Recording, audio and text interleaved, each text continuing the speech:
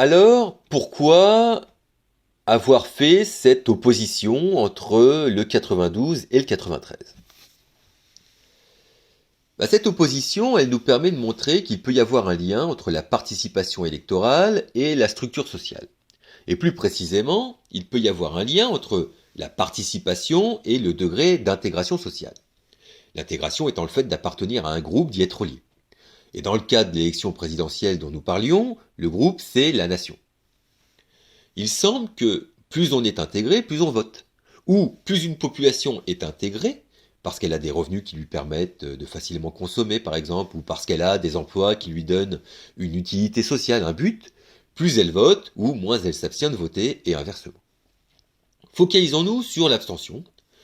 On peut envisager plusieurs explications à cette abstention. La première explication, c'est que moins on est intégré, moins on a l'envie d'aller voter. Il y a une sorte d'apathie. L'apathie, c'est une sorte d'état dépressif qui génère comme une léthargie. La léthargie étant un sommeil profond qui ne pousse pas à aller voter. Une moindre sociabilité conduirait donc à une moindre participation au rituel politique qu'est le vote. La deuxième explication, c'est celle qui dit que pour aller voter, il faut comprendre l'environnement politique et les enjeux de la politique. Or, moins on a de culture politique, moins on est incité à aller voter. Or, la culture politique résulte d'un processus de socialisation. Rappelez-vous, la socialisation, c'est la transmission des normes et des valeurs. Un processus de socialisation, donc, qui peut se faire dans le monde du travail, d'où le lien avec le taux de chômage, c'est-à-dire le pourcentage d'actifs en activité, ou le lien avec le taux d'emploi, c'est-à-dire la part de la population en âge de travailler qui exerce une activité.